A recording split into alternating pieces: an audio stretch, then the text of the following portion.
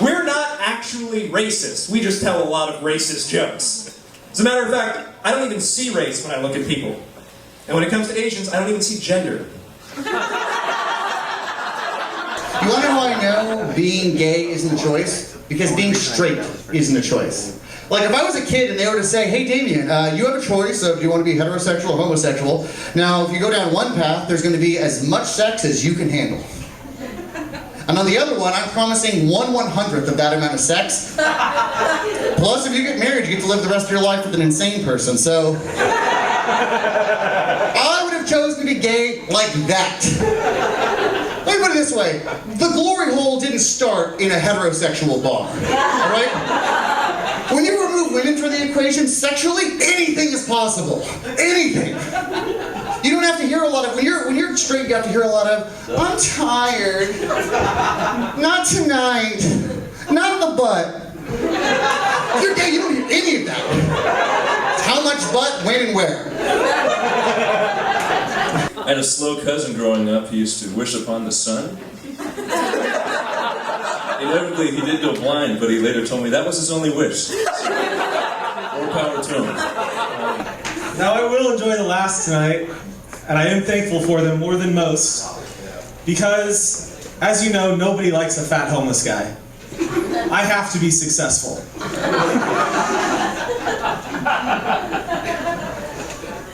You see that guy on the street, you think, I'm not giving him any of my money, fuck that guy.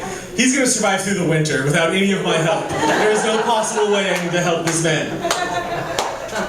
Okay, I have a different thought process though. I see this guy and I think, I'm going to give this guy money. If I need to help any homeless man, it is the overweight homeless man. Because I know that that money is gonna go to food. Right? Worst case scenario, he develops a beneficial meth addiction where he can finally fit into those pair of jeans at Goodwill he's been eyeing for the past week.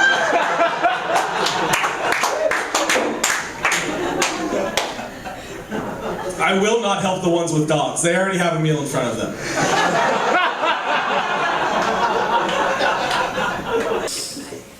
A lot of people call me a lesbian.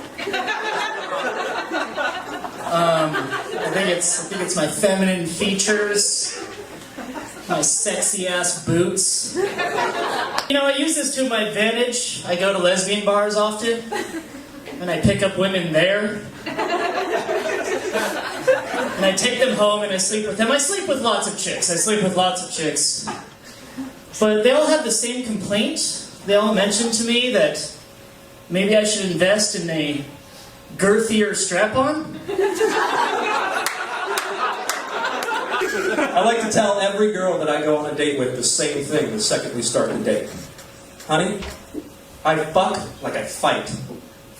Mostly with women. That's what you said, 6.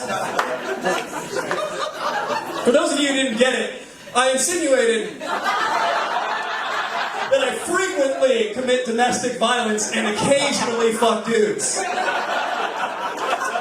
those of you who know me, it's funnier because it's actually flipped.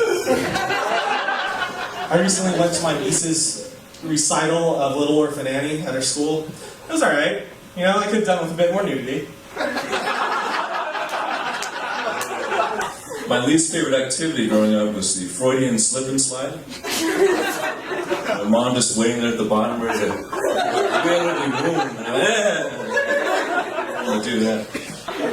Speaking of my dick, I recently named it.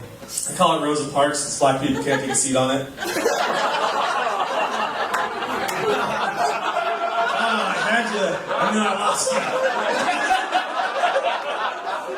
And I grew up going to VA hospitals when I was younger because my dad was in the military. And there was a lot of guys who were in wheelchairs and they didn't have either leg.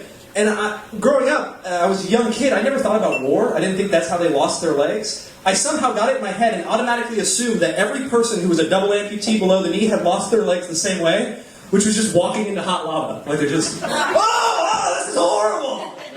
And I never felt sorry for them either, because I always thought, like, how lucky are those? Those are the ones that happen to be near monkey bars, and they could get out. Everybody else just vaporized. Speaking of celebrities, almost, Madonna guys and girls like, let's be honest, we'd all still do her. You know, with a bag over her arms. Kind of explosives.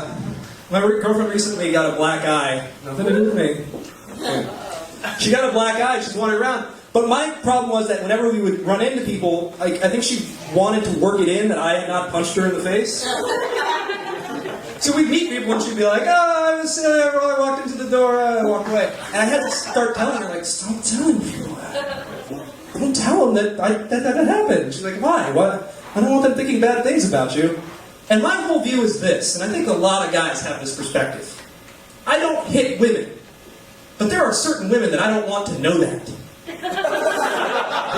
Now, I might be a bigger dude, but I have been doing pretty well with the ladies. Yeah.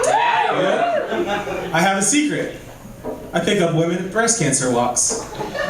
Now, I know what you're thinking, but it's okay, because I'm an ass man. Especially when, like, it's a totally different army. Like, I was in a frontline combat unit. Now, women are going to be allowed to serve in frontline combat units. And so people have been asking me, Damian, what's your opinion on this? Surely you have a take on this. And I say, absolutely I do. And I'm against it. Because if women are allowed to serve in frontline combat units, how could regular soldiers like me ever win Best Kisser in the unit again? Ridiculous. And say what you want, regular dude up here on stage, but in Iraq, I'm a fucking tank. These colors don't run like a girl. Plus their periods attract Talibans. I'm amazed at how much people can learn nowadays through our media, right? Not only are there 1,000 channels, including History Channel and Science Channel and stuff like that, there's also the internet. Everything is like geared toward the fact that you can educate yourself by yourself in your own room if you want. That wasn't around when I was a kid, right? We had shitty TV when I was a kid. I learned one thing my entire life from TV growing up, and that was from a Blow Pops commercial. First of all, horrible name for your company when it comes up with the idea of giving fellatio to your father. But here's the one thing I learned from that Blow Pops commercial with the owl. If you all remember the Blow Pops commercial with the owl, how many licks does it take to get to the center? I learned one thing. You should never let an owl give you a blowjob. But if you do, you better stop him after the second lick.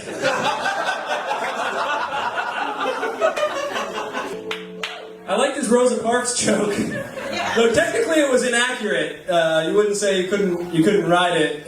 You would say you can only have it in the back.